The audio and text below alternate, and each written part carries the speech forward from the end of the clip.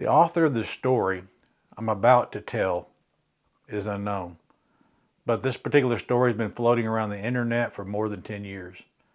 It's about a husband who wants to divorce his wife. So I'm going to be telling this story from his perspective. I got home one night, and as my wife served dinner, I held her hand and said, "I want a divorce." She didn't seem to be annoyed by my words. Instead, she softly asked me why. I avoided the question, and this made her angry. She threw down the chopsticks and shouted, "You are not a man." We didn't talk to each other that night. She was weeping. I knew she wanted to find out what had happened to our marriage, but I could hardly give her a satisfactory answer. She had lost my heart to Jane. I didn't love her anymore. I just pitied her.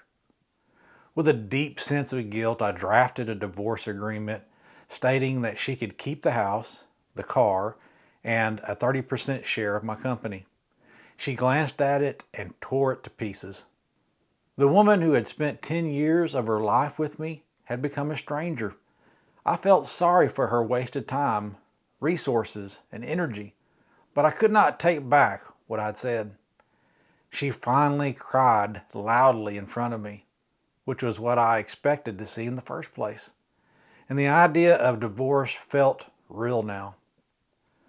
I got home very late from work the next day and found her writing something at the table. I didn't have dinner. I just went straight to bed and fell asleep. In the morning, she presented her divorce conditions. She didn't want anything from me, but requested that for the next month we both struggle to live as normal a life as possible. Her reasons were simple. Our son had his exams in a month, and she didn't want to disrupt him with a broken marriage. She also asked me to recall how I had carried her into our bridal room on our wedding day, and requested that I now carry her out of her bedroom to the front door every morning for the month's duration. I thought she was going crazy, but to make our last days together bearable, I accepted her odd request. We were both pretty clumsy about it when I carried her out the first day. But her son was joyfully clapping his hands behind us, singing, "Daddy is holding Mommy in his arms." His words triggered a sense of pain in me. I carried her from the bedroom to the living room and then to the door. She closed her eyes and softly said, "Don't tell our son about the divorce." I nodded and put her down outside the door. We weren't as clumsy on the second day. She leaned on my chest and I could smell the fragrance of her blouse. I realized that I hadn't really looked at this woman for a long time. She was not young anymore. There were fine wrinkles on her face and her hair was graying. Our marriage had taken its toll on her. For a minute I wondered what I had done to her. On the fourth day, when I lifted her up, I felt a sense of intimacy returning. This was the woman who had given 10 years of her life to me. On the fifth and sixth day, I realized that our sense of intimacy was growing again. It became easier to carry her as the months slipped by, and I suddenly realized that she was getting very thin. One morning it hit me how she was bearing so much pain and bitterness in her heart, and without really thinking about it, I reached out and touched her head. Our son came in at that moment and said, "Dad, it's time to carry Mom out." To him, seeing his father carry his mother out had become an essential part of every morning. My wife gestured to our son to come closer, and she hugged him tightly. I turned my face away because I was afraid I might start changing my mind. I carried her in my arms, and her hand naturally wrapped around my neck. I held her body tightly, just like on our wedding day. On the last day, when I held her in my arms, I could hardly move a step. I knew what I had to do. I drove to Jane's place, walked upstairs, and said, "I'm sorry, Jane, but I do not want to divorce my wife anymore." It all became very clear to me. I'd carried my wife into our home on our wedding day, and I am to hold her until death do us part.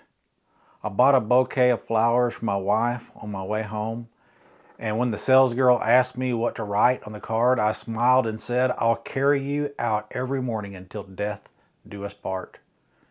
I got home, flowers in my hands and a big smile on my face. But my wife had died in her sleep while I was away. It turns out that she'd been fighting cancer for a few months now, but I was too busy with Jane to even notice.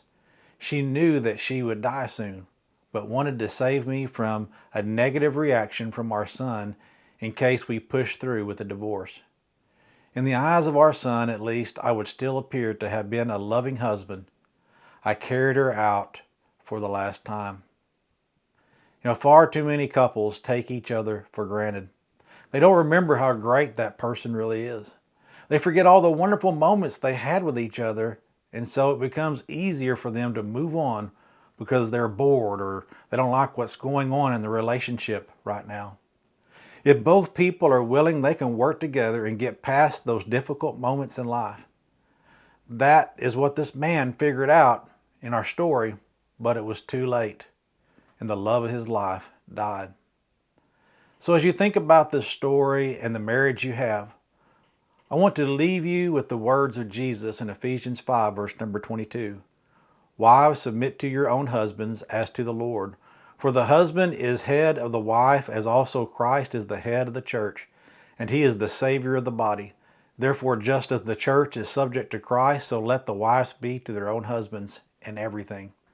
Husbands, love your wives, just as Christ also loved the church and gave himself for her, that he might sanctify and cleanse her with the washing of water by the word, that he might present her to himself a glorious church, not having spot or wrinkle or any such thing, but that she should be holy and without blemish.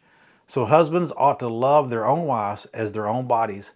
He who loves his wife loves himself. For no one ever hated his own flesh, but nourishes and cherishes it, just as the Lord does the church. For we are members of his body, of his flesh, and of his bones. For this reason a man shall leave his father and mother and be joined to his wife, and the two shall become one flesh. This is a great mystery, but I speak concerning Christ and the church.